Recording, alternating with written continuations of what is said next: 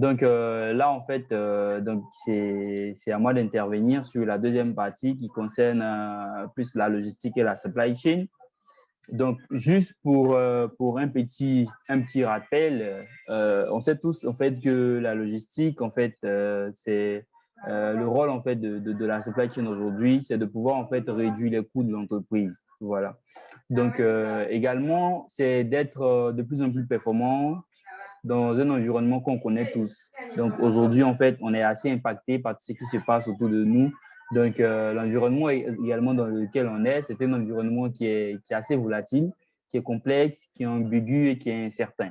Donc, incertain, en fait, par le manque de clarté de la situation présente, quel que soit, c'est ce qu'on va appeler, en fait, l'effet papillon.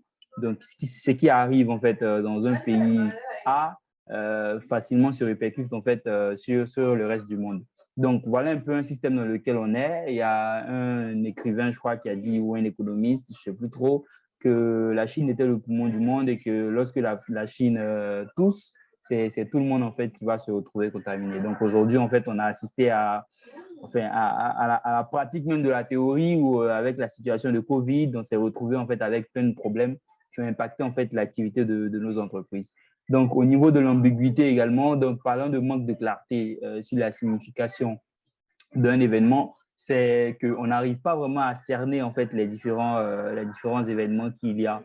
Donc voilà, le Covid a fait près de 2 ans. C'est maintenant que on a un peu d'espoir, mais en fait, les séquelles sont restées au niveau de la supply chain où aux États-Unis, on a eu après des crises, on a eu de la congestion portuaire, les produits n'arrivaient plus à sortir des différents ports. Et puis aussi, on avait une pénurie en fait au niveau des conteneurs. Donc, arrivé un moment, on a assisté à tout ceci. Donc, les explications des différents économistes et professionnels de la supply chain, ils nous ont fait savoir qu'en fait, que les entreprises en fait, qui produisaient les conteneurs ont fermé. Et voilà qu'aujourd'hui, en fait, on se retrouve à un changement du modèle de consommation des ménages, donc qui ne vont plus en fait dans la surface pour aller acheter, mais qui achètent en fait depuis chez eux.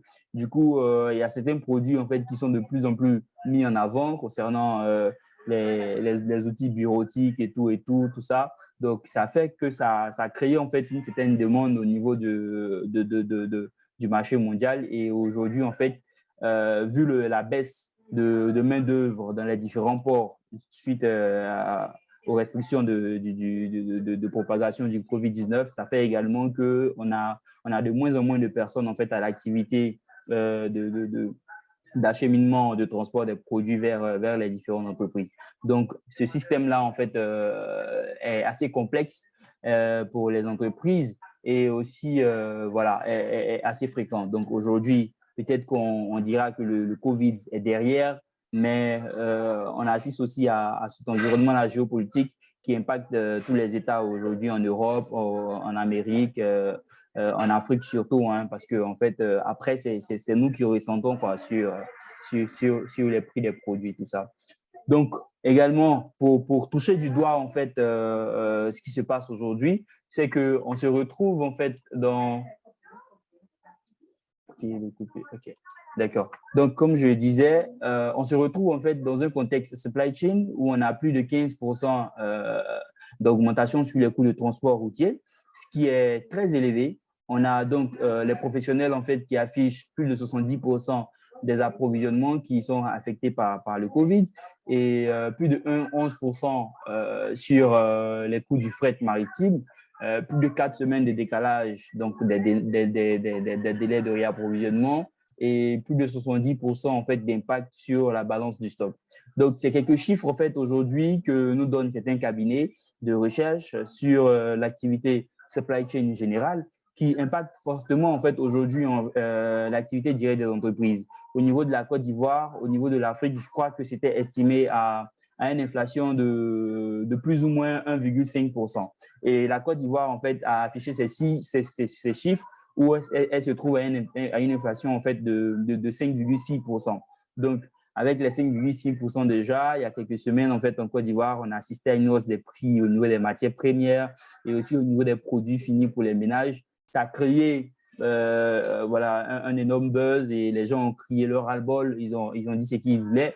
mais ils n'ont pas vraiment tenu compte en fait de ce qui s'est passé parce qu'aujourd'hui, la situation au Mali où la CEDEAO avait pris en fait des embargos sur le Mali a impacté fortement en fait l'activité que les autres entreprises ont eu à mener. Donc la majorité des multinationales en Côte d'Ivoire, par exemple, importent en fait, exportent leurs produits vers les pays de l'Interland, à savoir le Burkina, le Mali, la Guinée, le Tchad et tout ça, tous ces pays-là ont un hub, on va dire, la Côte d'Ivoire est un hub régional en fait pour ces pays. Et avec l'embargo sur différents pays ou encore les coups d'État que ces pays connaissent, les matières en fait n'arrivent plus en fait à suivre le process normal. Donc, ce qui fait qu'il y a des retards et tout. Donc, c'est des éléments que les gens ne tiennent pas forcément en compte, mais aujourd'hui, c'est tout cela en fait qui rend l'environnement supply chain un peu de plus en plus complexe. Donc, après également, pour aller dans le contexte dans lequel nous sommes, au niveau de la logistique des PME, c'est de savoir qu'aujourd'hui, les PME en fait, sont confrontées donc, à un problème d'espace de stockage qui revient insuffisant. On a mentionné en fait que le fait qu'il y ait donc un environnement qui est incertain, il y a plusieurs entreprises en fait qui ont passé beaucoup de commandes de matières premières au niveau de leurs fournisseurs internationaux. Et arrivé un moment, elles les ont reçus tous en même temps. Ce qui a fait qu'aujourd'hui, en fait, elles se retrouvent en train de rechercher de nouveaux espaces de stockage pour pouvoir stocker les produits. Et ce qui va encore, en fait, augmenter les coûts et les charges de la supply chain. Pourtant, ce n'est pas ce qu'il y a, en fait, à faire pour nous. Et après, également, une faible visibilité sur la supply chain globale. Donc, c'est aussi un élément que les PME aujourd'hui, donc on va dire, subissent. Un manque aussi de données analytiques fiables. Donc, il faut savoir qu'ici, en fait, généralement, les différents, donc on va dire, ERP qu'on connaît, que ce soit Sage, Oracle, SAP, les PME ici en Afrique ou encore en Côte d'Ivoire plus précisément, n'ont pas en fait la notion de ces outils-là. Ce qui fait que les analyses sont limite faites encore sur Excel et elles n'ont pas vraiment en fait la capacité de contrôler en fait toute la supply chain, toutes les, toutes les actions à mener qu'il faut en fait de sorte à pouvoir maîtriser en fait les données et de pouvoir prendre des décisions qui vont leur permettre en fait de réaliser les chiffres. Comme je le disais également, hein, c'est une négligence aussi de la stratégie logistique et de la supply chain qui font que, par exemple, dans certaines PME qui en pleine période de Covid, passent des commandes sur des marchés internationaux à 2 ou 3 mois en fait, donc d'un événement assez concret. En Côte d'Ivoire, on a assisté par exemple en la période des fêtes de fin d'année où il y a plusieurs donc entrepreneurs, start-up ou PME qui n'ont pas en fait reçu leurs commandes à l'avance. Donc, c'est après en fait les fêtes, soit vers janvier, février, qu'ils ont reçu leurs commandes de décembre. C'était déjà tard. Et il y en a en fait qui se demandent, mais qu'est-ce que je fais avec tous ces produits qui viennent et tout.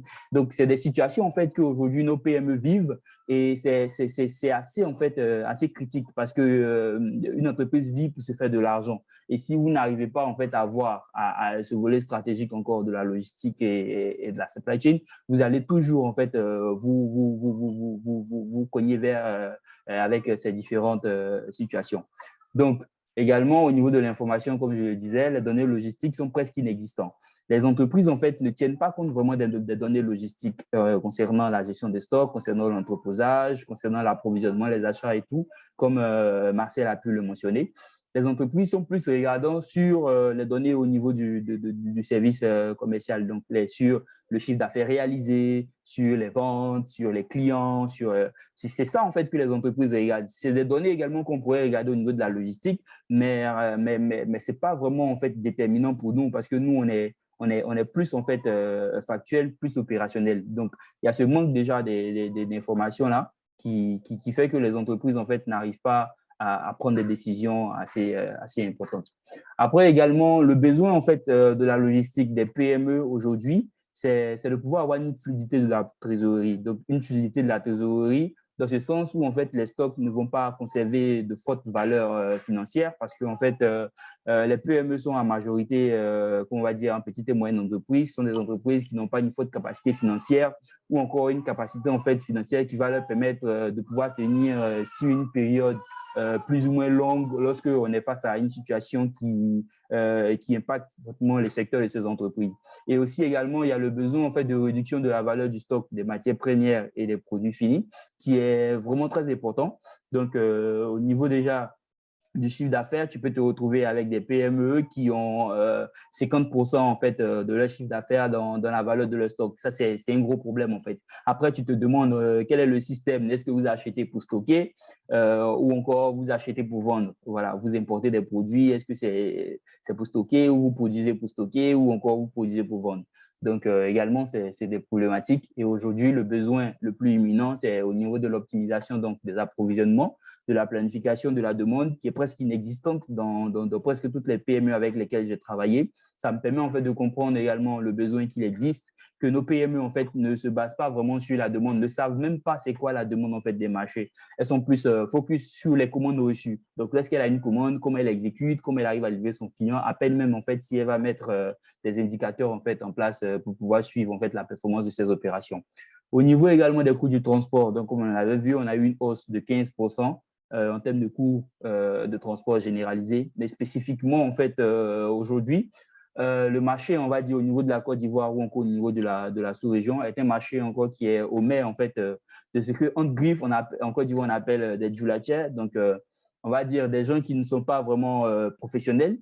Donc, on va dire, le marché encore du transport est aux mains du secteur informel, ce qui fait que, en fait, c'est eux qui dictent plus ou moins les prix. Et les quelques entreprises qui sont professionnelles, en fait, arrivent aussi à suivre la tendance en mettant en place voilà, des grilles tarifaires et tout pour pouvoir, en fait, essayer de réguler le marché. Mais en fait, pour un coût d'un lieu A à un lieu B, pour un coût déjà connu de tous, en fait, le fait de ne pas pouvoir avoir du service, de ne pas pouvoir avoir des camions, des transporteurs de manière permanente, il va sans dire que tu vas en fait payer soit le double ou le triple du marché également. Donc, c'est également le besoin, c'est de pouvoir optimiser les coûts de transport et aussi de prendre en compte en fait donc les investissements à réaliser dans le secteur du transport pour les entreprises, les PME, des industries, parce que c'est très important également de pouvoir soit aujourd'hui mener une politique de renouvellement de la flotte automobile, de sorte à pouvoir être de plus en plus performant et aussi de réduire en fait les mouvements vers les différents garages qui causent aujourd'hui des problèmes. Donc, c'est des trucs aussi que les PME devraient regarder, c'est le besoin en fait existant et maîtriser les flux de livraison. Donc, comme je disais, ça se rapporte directement au coût du transport et puis en termes de performance de livraison, en termes de satisfaction clientèle, c'est regarder également les différents indicateurs qu'on pourrait mettre en place de sorte à pouvoir contrôler en fait les livraisons. Donc, soit en zone d'Abidjan ou encore à l'intérieur du pays ou encore dans l'interland. Et la maîtrise également des données de la supply chain. Donc, également, après, en fait, aujourd'hui, la question qu'on se pose, c'est comment, en fait, répondre aux besoins des PME. Donc, nous, en tant que, on va dire, peut-être acteurs de la logistique, c'est de pouvoir mener, en fait, des analyses basées sur la performance de la supply chain qui vont nous permettre, en fait, d'orienter des prises de décisions dans la logistique des PME. Et la réponse, en fait, à cette question aujourd'hui, c'est de pouvoir, en fait, toucher du doigt le réel problème des entreprises. Et comment toucher du doigt ce réel problème-là, c'est de passer en fait par des process d'audit. Donc aujourd'hui, en fait, faudrait pouvoir réaliser des audits logistiques qui vont permettre en fait aux entreprises de pouvoir connaître leurs faiblesses, mettre en lumière les faiblesses et en fait donner des pistes d'amélioration qui pourront en fait permettre à ces entreprises-là de dégager en fait voilà des plans d'action, des actions en fait qui vont leur permettre d'être de plus en plus performantes et aussi de toucher en fait l'aspect résilient des PME. Parce qu'il y a un réel niveau à atteindre en fait aujourd'hui.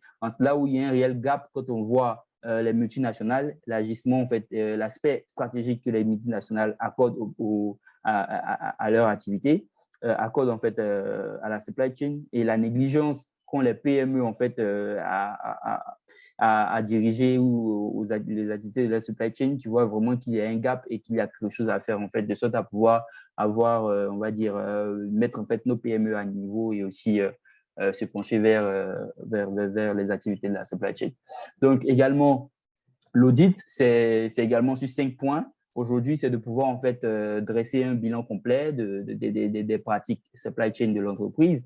Donc, dresser le bilan revient à déjà revisiter en fait toute la supply chain de l'entreprise, après déterminer les forces, les faiblesses de la supply chain, de proposer en fait des recommandations adaptées au système de gestion de l'entreprise, donc idéalement dans la supply chain. Si c'est une supply chain à restructurer, il faudrait que l'entreprise puisse avoir la visibilité dessus. Si c'est des postes manquants ou c'est des postes mal exploités ou encore c'est d'autres fonctions qui sont encore à la charge en fait des activités logistiques, il faudrait pouvoir toucher du doigt en fait ces différentes activités-là et tirer la sonnette d'alerte pour que les entreprises en fait puissent enfin attribuer en fait ces fonctions à la supply chain, à la logistique qui vont lui permettre en fait voilà d'améliorer ses activités. Donc, identifier les axes de progrès logistique et enfin établir un plan d'action supply chain. Donc, c'est les différentes étapes, en fait, on va dire les différents objectifs aujourd'hui qui vont permettre en fait aux entreprises, donc aux PME et même aussi aux grandes entreprises de pouvoir en fait se donner des objectifs aussi de performance et aussi de pouvoir monter en fait voilà, en efficacité. Et après, en fait, il y a plusieurs référentiels qui existent sur le marché. Donc, aujourd'hui, on a le référentiel SCORE, ACNOR, des référentiels français et des référentiels, en fait, au niveau de la logistique internationale qui ont été travaillés par plusieurs professionnels.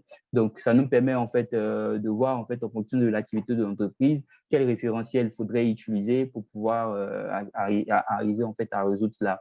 Et après, également, les référentiels, ça existe, mais il peut avoir en fait des gaps entre voilà, les référentiels qui sont basés sur un marché bien précis et voilà, l'activité en fait qui est faite sur d'autres marchés comme le marché ivoirien qui a parfois en fait la supply chain gérée ici n'a pas forcément en fait de rapport lié direct avec la supply chain qui est gérée soit en Europe ou en France. Parce qu'ici, on est vraiment dans un gros système qui est vraiment qui est à moitié informel, quoi, on va dire à 80% informel. Donc, il faudrait en fait avoir vraiment, donc on va dire des cracks, des têtes en fait pour réfléchir à chaque fois sur des process qui vont permettre aux entreprises d'être plus performantes et aussi pour pouvoir en fait avoir ce goût-là, cette passion de se challenger face à l'environnement donc de la supply chain de nos entreprises. Et également la mesure de la performance donc de la supply chain qui tourne autour de quelques points, c'est de regarder également les achats et l'approvisionnement de l'entreprise qui sont vraiment des segments très importants. Donc tout ce qui rentre dans l'entreprise, on le dit en fait passe par la logistique. Et le premier en fait, on va dire interlocuteur de l'entreprise face au monde, on va dire, hein, au secteur économique, c'est l'achat et l'approvisionnement. Donc, c'est ceux-là, en fait, qui vont négocier les différents contrats, qui vont, en fait, nous aider, en fait, à avoir une fluidité financière. Donc, il faudrait qu'on puisse mesurer la performance, en fait, on va dire, de ces deux fonctions-là, qui, parfois, dans les entreprises, se chevauchent, ou dans d'autres entreprises également, on arrive bien à faire la différence, en fait, entre l'achat et l'approvisionnement. Bon, avant ça, j'aurais dû parler peut-être du management de la logistique parce que c'est très important aujourd'hui. Les entreprises doivent savoir qu'elles doivent accorder en fait un certain management au niveau de leur activité logistique, de sorte à pouvoir en fait l'avoir comme levier stratégique. Parce qu'une entreprise en Côte d'Ivoire qui importe des produits de la Chine pour les vendre sur le marché ivoirien, elle ne peut pas me dire qu'elle va seulement se contenter en fait de faire du commercial ou encore de faire de la comptabilité. Non, il faudrait aussi toucher en fait le volet management de la logistique et stratégique afin de pouvoir en fait voilà, prendre les bonnes décisions. Après également le commerce international, l'activité même qui permet en fait de toucher de bout en bout voilà, les différents partenaires, c'est la logistique. Donc on peut rien faire sans en fait. Voilà. Et la logistique a bien montré son efficacité avec les e-commerce dans la période de Covid où tout le monde en fait achetait par les e-commerce. Et leur système en fait, c'est simplement la maîtrise de la supply chain de bout en bout. Rien de plus, rien de sorcier en fait. Donc, il faudrait faire comprendre en fait à nos nouvelles entreprises, nos PME qui émergent, que la logistique est vraiment en fait voilà, un volet stratégique, pourrait être un volet stratégique pour l'entreprise. Au niveau de l'entreposage également, on a dit que le besoin du marché aujourd'hui était que les entreprises avaient de moins en moins d'espace pour stocker en fait les produits. Donc, l'entreposage, excusez-moi, c'est de pouvoir en fait regarder certains points qui vont lui permettre en fait d'avoir une certaine fluidité. Je lisais la dernière fois que en Côte d'Ivoire, par exemple, tu as des entrepôts en fait qui sont plus ou moins traditionnels, qui ont un gros écart. Tu vois un gros écart en fait entre des entrepôts des grades A et des entrepôts en fait traditionnels. Donc c'est des entrepôts où on vient, on construit le bâtiment, il est là, il est prêt à accueillir les produits, c'est tout. Pourtant en fait un entrepôt ça doit en fait tenir en compte les bureaux, le zoning, au niveau des zones de préparation, tout ça, c'est beaucoup d'éléments en fait qu'il faudrait regarder. Et ça, nos entreprises, nos PME en fait n'ont pas cette notion-là des entrepôts qui pourraient en fait leur permettre de fluidifier leur activité. Il y en a même qui mettent les matières premières, les produits finis dans les mêmes endroits, ce qui est un gros problème, un gros risque en fait, donc soit pour les produits finis ou encore un gros risque pour les matières premières. Donc également là, on peut déceler également plusieurs problèmes de qualité, de QHSE et tout ça. Et après, c'est de regarder également essentiellement la logistique et le transport parce que c'est ce qui va nous permettre réellement de joindre en fait de bout en bout les différents partenaires et aussi de pouvoir permettre à nos clients en fait d'avoir les produits en temps réel. Et aussi l'analyse en fait des indicateurs de performance logistique parce qu'il y a des indicateurs de performance donc de commerce, mais aujourd'hui il faudra aller plus loin, regarder en fait le niveau du stock, regarder la rotation des stocks, regarder en fait la planification, la prévision, le forecast, tout ça, c'est des éléments en fait qu'il faudrait s'intéresser pour pouvoir en fait voilà, se mesurer réellement. Okay. Donc, après ça également pour rentrer, pour toucher, donc j'ai plutôt un système entonnoir, je rentre à chaque fois pour pouvoir expliquer en fait ce qu'on fait réellement. Donc également après, c'est de pouvoir en fait dans le management stratégie logistique, c'est de toucher en fait la stratégie même et le positionnement de la supply chain dans l'entreprise, d'identifier en fait les objectifs de la performance logistique de l'entreprise, le suivi de cette performance-là et le management du personnel.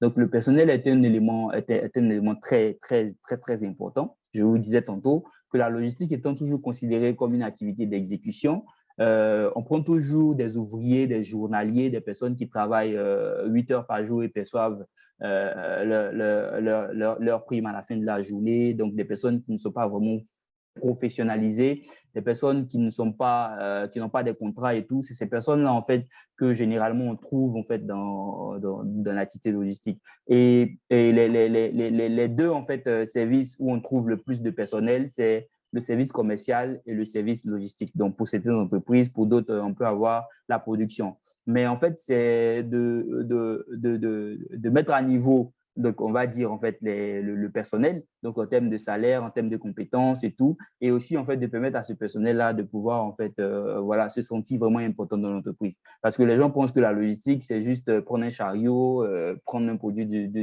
d'un point A et déposer à un point B. Pourtant, en fait, il y a toute une philosophie qui se cache derrière.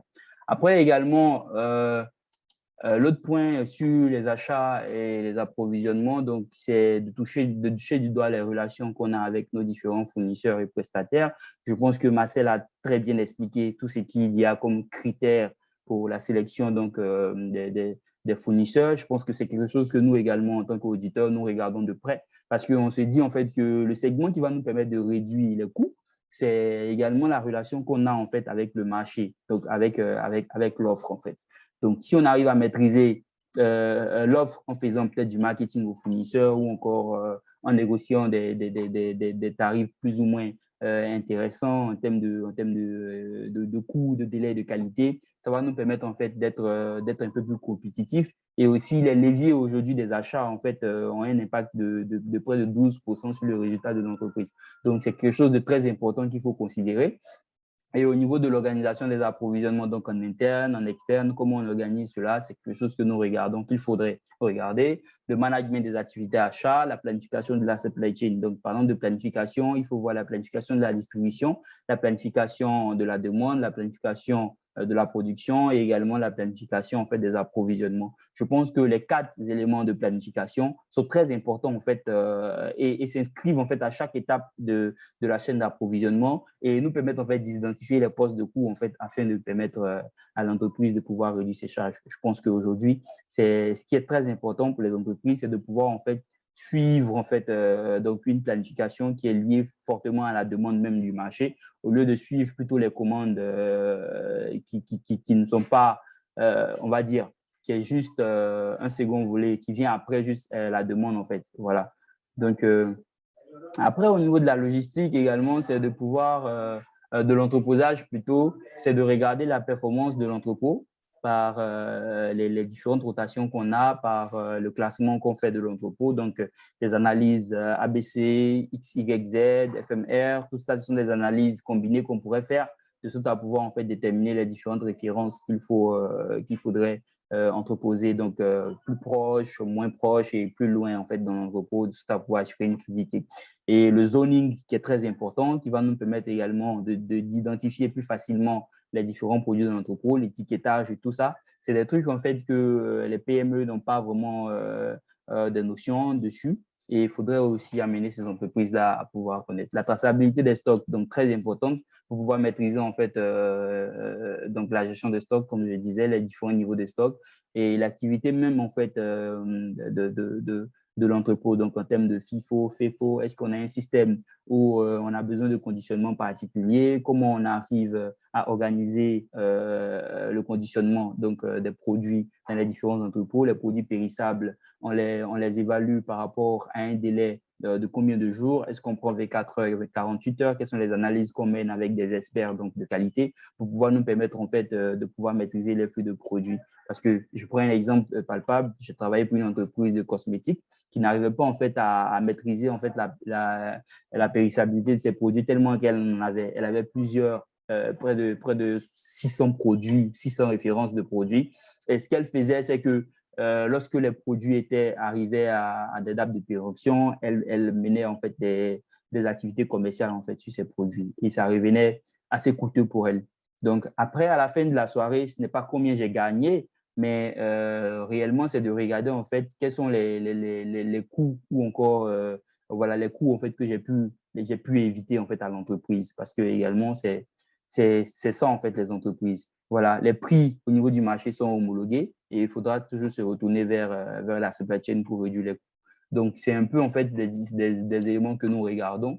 Et au niveau de la logistique et du transport, c'est donc les prestataires de transport, le suivi documentaire, la traçabilité, la planification des activités de distribution dont je parlais, la performance des activités de transport. Donc, comment on mesure en fait l'activité de transport, comment on organise les livraisons, quelles sont nos différentes stratégies de zoning que nous mettons en place afin de fluidifier en fait l'activité de livraison. Est-ce que nos chargements sont assez optimales pour pouvoir permettre en fait de livrer efficacement les clients? Est-ce que nous respectons les différents délais? Est-ce que aujourd'hui nous arrivons à avoir une sécurité au niveau de la demande? Tout ça sont des éléments en fait qu'il faut regarder de près de sorte à pouvoir en fait améliorer en fait la performance de l'entreprise. Donc après également, en tout, en fait, au soir, en fait, de la supply chain, si les différentes actions que nous mettons en place ne nous permettent pas de réduire les coûts de l'entreprise, alors on aura fait tout ce beau chantage pour rien.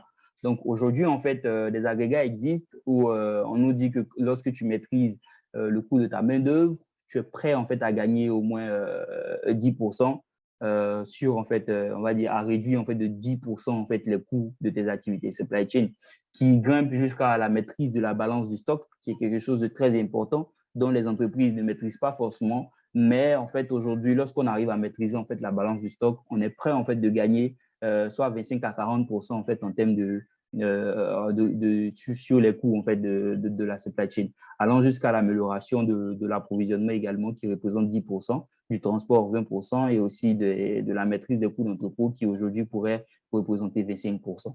Donc, c'est les différents, on va dire, informations que j'ai bien voulu partager avec vous. Et aujourd'hui, en fait, les leviers ainsi connus, nous connaissons les leviers. Donc,